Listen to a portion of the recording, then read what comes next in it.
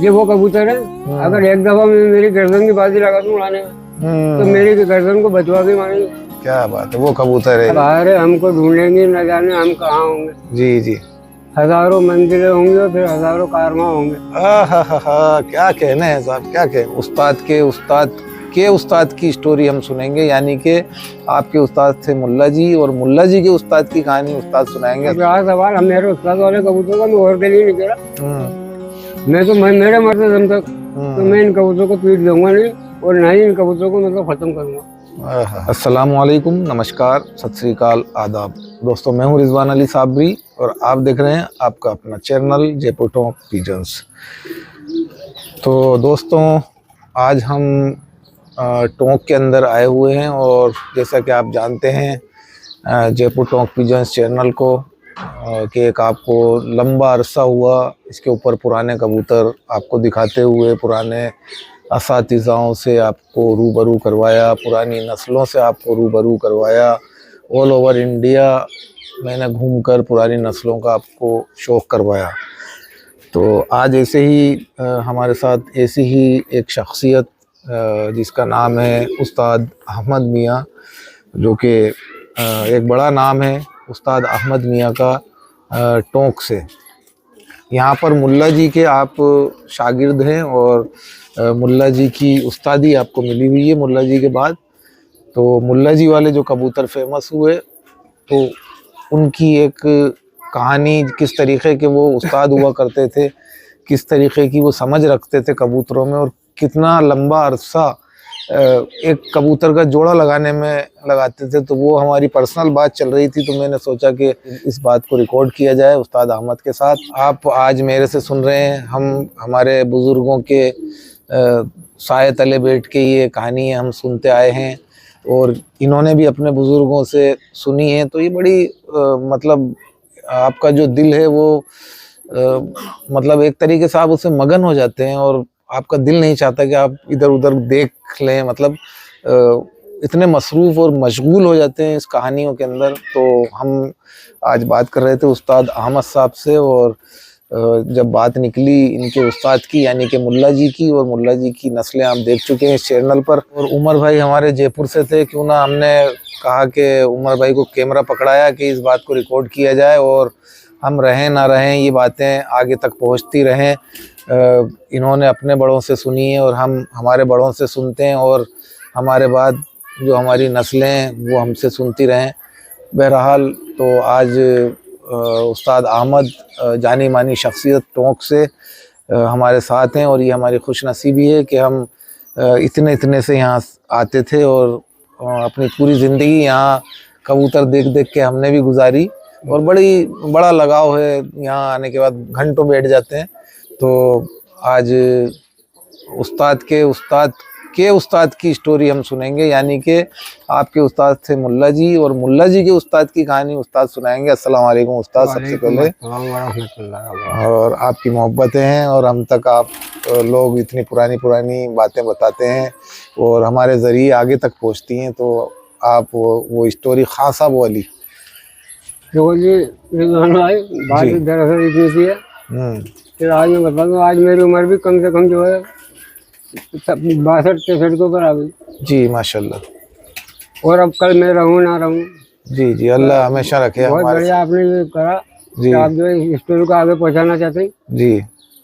वो एक शायर का शेर है जी, बाहर हमको ढूंढेंगे, न जाने हम कहाँ होंगे। जी जी, हजारों मंजिलें होंगी और फिर हजारों कारवां होंगे। क्या कहने हैं साहब, क्या कहने। कल हम रहें ना रहें, लेकिन आज आपको ये स्टोरी को बतलाकर ही रहेंगे आज हम। जी जी जी, बिल्कुल बिल्कुल, आप मोहब्बत है आपकी। हमारे उस्ताद मुल्ला जी थे, और मोहम्मद मियाँ और पठान थे। और गोल की मस्जिद में उनका मकान था जी, कच्चा मकान, कवेलू पोस्ट था उनका भी। जी जी जी, और हमारा भी ऐसा ही था जी। तो वो जो है उनके उस्ताद अच्छो खां थे जी, हमारे उस्ताद के उस्ताद। तो हमारे उस्ताद को जो पहले फीके बाजरे का शौक था जी। तो वो फीके कबूतर थे, नन्ना खां वाले फीके टुकड़े वाले जी।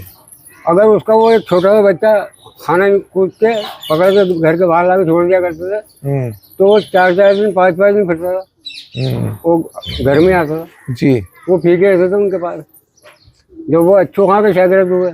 जी। हमें उन्होंने बताया, जब मैं अच्छो खां का शागिर्द हुआ तो उन्होंने कहा कि बेटा अच्छे कबूतर पालो। अच्छे कबूतर पालो भाई, कबूतर को दाना वो भी खाते हैं, दाना आप इनको भी खिलाओगे। तो उन्होंने कहा उस्ताद बहुत बोलते हैं, इनका उड़ने दो, तुम तो कोई अच्छे कबूतर पालो ताकि नाम भी हो और पता भी, पहचान भी बने। तो उनके पास एक कलसेरा कबूतर आया था जी। उनके पास एक कलसेरा कबूतर किसी साहब से लिया था उन्होंने जी। तो वो लेके उनको उस्ताद के पास गए, उस्ताद देखो इस कबूतर को। जी। उन्होंने जो देखा उस कबूतर को, मगज का भी अच्छा, कद्दावर कबूतर, आँख नाक का भी अच्छा। जी। तो उन्होंने कहा ये मुल्ला जी अपने उस्ताद के पास लेके गए, यानी कि उस्ताद अच्छू खां के पास। अच्छो खां के पास जी। तो उन्होंने उस कबूतर को देख के कहा बहुत अच्छा कबूतर है, इसको संभाल के रखना। जी। अब वो महीना भर हो गया रखे रखे, 2 महीने हो गए, उस्ताद के पास जाएं, उस्ताद जो है कहें यार अभी कबूतर कोई नजर में नहीं आई। ये करते करते गलत ये कि एक सालों गुजार दिया। 1 साल हो गया, 2 साल हो गए, सालों गुजार दिए उन्होंने वहाँ पर, जोड़ा नहीं लगा, लेकिन नहीं लगा। कम से कम 4-5 साल में जाने के बाद में उन्होंने उस्ताद से कहा तो उस्ताद कबूतर की उम्र पूरी हो रही है यही अंडों से खारिज हो जाएगा, अब तो बताओ क्या करना क्या है। मैंने तो उन कबूतर को भी हटा दिया। तो उन्होंने कहा यार तुम एक काम करो, कल आ जाओ साइकिल लेके, और जो है अपन वहाँ चलेंगे बहिर। बहिर में बहुत नामी कामी उस्ताद अच्छे खां थे। अच्छा। खान साहब लकड़ी के माशाल्लाह उस्ताद आदमी थे, लकड़ी अच्छा कट्टेबाजी के अंदर भी। जी। उनका कम से कम उस जमाने में 400-500 कबूतर हुआ करता। बताओ। कलमुए कबूतर अलग, उन्होंने अपने कबूतरों के नाम जहांगीर अलग अलग नाम रख रखे थे, बहुत अच्छे अच्छे कबूतर थे। और ये कि वो दूसरे दिन उस्ताद को बिठा के ले गए, वहाँ गए तो जो है खान साहब ने कबूतर पहले बुलाया, बिठा ला उनकी। अच्छा, ये अपने अच्छू मियाँ अपने शागिर्द को लेके गए, मोहम्मद मियाँ को, तुझे कबूतरी दिलाता हूँ, के लाऊंगा। अच्छा, वो लेके गए उस्ताद अच्छन खां के पास। अच्छन खां के पास बोले। हाँ। गरज ये कि वो वहाँ पहुंचे, उन्होंने बैठ के कबूतर देखे करे, जो भी चाय पानी कबूतरबाजी को था वो वहाँ हुआ। उसके बाद उन्होंने कहा उस्ताद मैं तो आपके पास यूँ हाजिर हुआ हूँ, अगर कोई कबूतरी हो तो इसको शागिर्द को ले गया हूँ, इसको जरूरत है कबूतरी। उन्होंने कहा पसंद कर लो, ले लो। उन्होंने जो देखा करा, एक कबूतरी लेके आया वो उठा के उस्ताद को दी। अब यार उनको उस्ताद ने इशारा करके बताया ये कबूतरी ले आओ, अगर ये वो लिया है। उस्ताद ने देख करके निकल ले लो ये कबूतरी अच्छी है। तो उन्होंने कहा कि उस्ताद कैसे, तो उन्होंने जो है उस वक्त जिस वक्त के कबूतर 8 आने 4 आने 2 आने का बिका करता था, उस वक्त कबूतर उन्होंने उस कबूतर को देख के उन्होंने मेरे ख्याल से 100 रुपया बतलाया। अच्छा। तो उन्होंने कहा छोड़ दो भाई, बहुत महंगा है, बहुत महंगा कबूतर है। तो उन्होंने हमारे उस्ताद ने छोड़ दी कबूतर। अब उसके बाद में जो है मतलब बैठे बातें करते रहे। उनका खास साहब दिलवा दो कबूतरी, उनका ले जाओ, मैंने कब मना करा। तो उन्होंने उस्ताद से कहा अगर उस्ताद पसंद हो तो ले लें पर। तो उनको उस्ताद ने कहा नहीं बेटा, इसके पैसे तो मकान आया था आजकल। जिस जमाने में कबूतर जो है मतलब 2 आने 4 आने आता था, उस टाइम 100 रुपया बड़ा था, बहुत बड़ा था, 100 रुपया। बहरहाल आप एक काम करना, इस कबूतर को गौर से देख लो, कभी भी इस कंडीशन की कबूतर आपको मिल जाए तो इसी कबूतर ला के लगाना आप। अब वो जो है उसको देख करके चले गए, उठ के आ गए। अच्छा, वो सौदा नहीं पटा था, नहीं पटा वो सौदा उनका। अच्छा। आए हुए वहाँ से आने के बाद में तकरीबन जो है 15 दिन या 20 दिन गुजरे थे। खान साहब जो है एक दिन आमों की खाची के अंदर कबूतर भर के साइकिल पे लेके, साइकिल बड़ी अच्छी रखती है खान साहब, सजी धजी, उसमें जो है डायनोमा आगे लगा, वो दौर अलग ही था। वो के अंदर खान साहब की पुलिस में नौकरी भी थी। अच्छा, पुलिस में थे। हाँ जी। और ये कि वो आ गए मोबालते में या जैसे भी वो कबूतरी डाल के उस काची में कबूतर भर के जुमेरात में लिया बेचने चौक में। जब वो चौक में आए तो चौक उस वक्त भरा करती थी सुभाष चंद्र बोस के वहाँ पर जी, ईद मोहम्मद जी कारखाने के बिल्कुल जस्ट सामने। अच्छा। तो वो वहाँ पर कबूतर बिक रहे वो खासा वाले। तो हमारे उस्ताद जब खाची के पास जाकर देखा उन्होंने तो उसमें वो कबूतरी पड़ी हुई थी। अच्छा, जिसके पैसे लगा के आए थे, जो 1.25 रुपए की मिल रही थी, जिसके पैसे लगा के आए थे। जी जी। उन्होंने देख करके उन्होंने कहा अगर मैं इसके पास जाऊंगा हाँ तो फिर तो भाव ये मेरा खाएगा। सौदा नहीं पटेगा और ये वापस चल जाएगी। तो उन्होंने जो है किसी आदमी को बुलाया, उनके बराबर साथी को, कि यार ये कबूतरी ले आओ। किसी थर्ड पर्सन को बुलाया। हाँ। अब बुलाने के बाद में जब वो गए वहाँ पर, उनका जो भी लेने देते ना, तो उन्होंने जो है 8 आने देने 12 आने मांगे, उन्होंने निकाल के दे दिए। अब देने के बाद उसको लेकर के उसके परवर वहीं काटे उन्होंने, वो काट के खान साहब के पास गया, खड़े हुए। खान साहब ने देखा उस कबूतरी को, हाथ में देख के पहचान गए कि साला ये वही कबूतरी आ गई है। हमारे उस्ताद को देख के पहचान गए, ये आए थे। उन्होंने कहा शाबाश बेटा, अच्छा, जो करके कहा बहुत अच्छी तुम्हारी समझ है कबूतरों में, ये वही कबूतरी है और मैं इसे मुगालते से लिया था, गलती से लिया है इसको डाल के बेचने वाले कबूतरों। खैर अब जो है अल्लाह मियां आपको मुबारक कर, आप ले जाओ जो। अब वो उस कबूतरी को लेकर के खुशी खुशी अपने उस्ताद अच्छो खान के पास पहुंचे। उस्ताद ही ले आया वो कबूतरी, आ गई कबूतरी अपने पास। अच्छो खान ने देखी, बहुत तबीयत खुश हुई, यार कैसे आ गई, इनको वो जो मुगालते में डाल रहा है भूले में, गलती में जैसे भी आई आ गई बस। तो इनका जाओ बेटा मोहम्मद में, आप तुम एक काम करो, उस कबूतर से लगा दो और इस जोड़े को सिरियाने रख लो, अपने सराहने रख लो, सराहने रख लो अपने। इसका बच्चा जो है तुम्हें दिन के दिन जो है नसीब नहीं होगा, ऐसा बच्चे निकलेंगे इसका, जोड़ता हुआ जोड़े तुम्हारा, और ना ही कभी किसी को देना तुम। जो आज मेरे पास जो नस्लें हैं, जो वो मुल्ला जी वाली नस्लें, फिर वो ही फेमस हुई। और उन्होंने उनका इंतकाल से पहले जब मेरे पगड़ी बांधी, उसके 2-3 साल बाद उन्होंने अपने कबूतर मुझे दे दी सारे। जी जी जी, हयात जिंदगी में आपको सब कुछ कर गए, सब अदा कर गए थे, मुझे दे गए थे कबूतर। तो ये मुल्ला जी की कबूतर, तो ये थी कहानी, स्टोरी मुल्ला जी की कबूतर की। तो दोस्तों, और बड़े सुना है कि वो कबूतर के मामले में बड़े कड़वे थे, और कबूतर भी उनके बेशुमार उसमें उड़ान और शान और जो है घर वापसी हुआ करती थी उन कबूतरों में। बहुत अच्छी वापसी थी साहब। मैं ये कह रहा हूँ कि अल्लाह और आपका दोस्तों मुंह पर क्या तारीफ करूं, पूरा जयपुर शहर उस्ताद को जानता है। उस जमाने में इनसे बच्चे लेके जाते थे बड़े बड़े, माशाल्लाह जयपुर के उस्ताद उड़ाने वाले। उस्ताद अहमद का भी एक घर था जहाँ से कबूतर उड़ने वाले जाते थे। आज मेरी बेटा आज भी रहते हैं जयपुर में। जी जी। उस्ताद हमीद भाई अल्लाह बख्श गुजर गए। जी जी जी। ज्यादातर बच्चे मेरे यहाँ के बच्चे उनके पास जाते थे। जी जी। अजमेरी गेट पे इकराम उस्ताद है, पप्पू भाई। जी पप्पू भाई हैं। जी जी। उनके यहाँ जब तक उन्होंने शौक करा, मेरे यहाँ से कबूतर गए।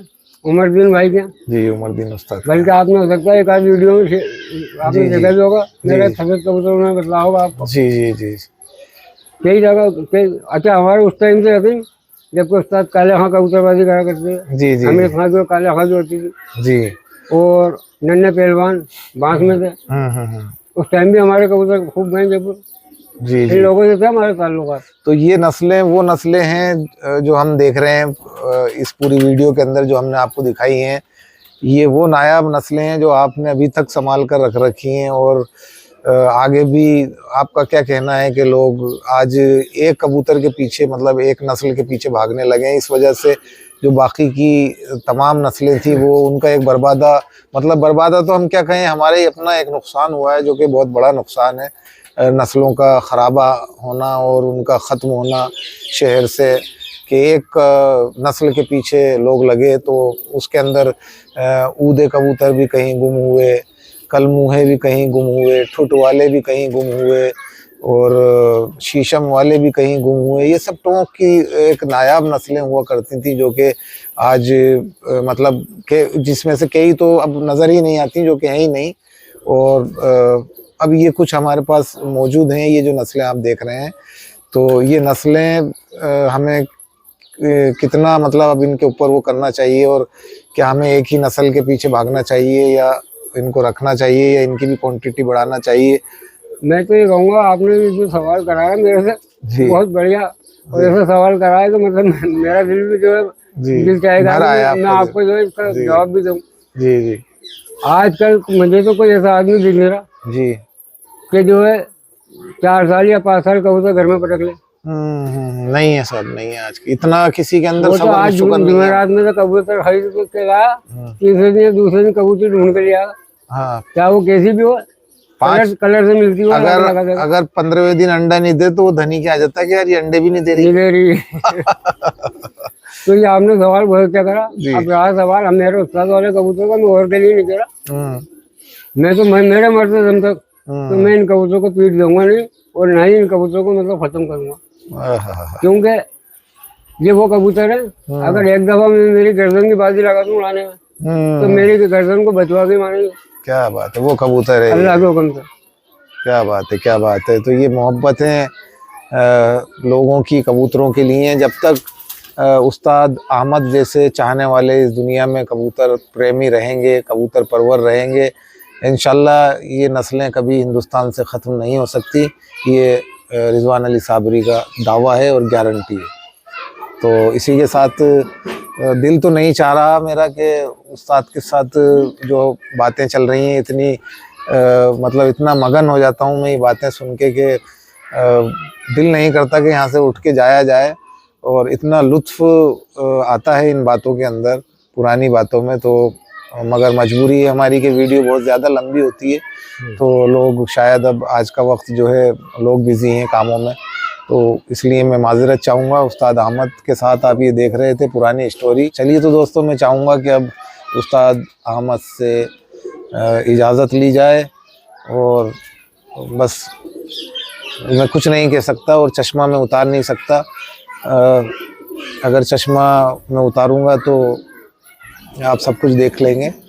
बहरहाल ये इतने कीमती कबूतर हैं कि मैं बता नहीं सकता, और इनको बचाएं, कबूतर के पीछे ना भागें। ये टोंक की शान है और हमेशा रहें, और हर कबूतर टोंक के अंदर मौजूद रहे। कलमुए से लेके कल सरों से लेके लाल गंडे वालों से लेके सुर्खों से लेके आज बहुत लिमिटेड शौकीन लोगों के ये कबूतर दिख रहे हैं। सुर्ख कबूतर, जले हुए सुर्ख कबूतर, लाल गंडे वाले कबूतर, शीशम वाले कबूतर, ठुट वाले कबूतर, छापदार कबूतर, चटाई वाले कबूतर, तमाम कबूतर एक हवा के अंदर सब निबट रहे हैं। एक कबूतर की ऐसी हवा चली कि लोग उन कबूतरों को बर्बाद कर रहे हैं, लेकिन भाई कहाँ से लेके आओगे बाद में। तो सिर्फ अब मेरे पास और कुछ समझाने के लिए है नहीं। अल्लाह हाफिज़, गुड बाय, नमस्कार।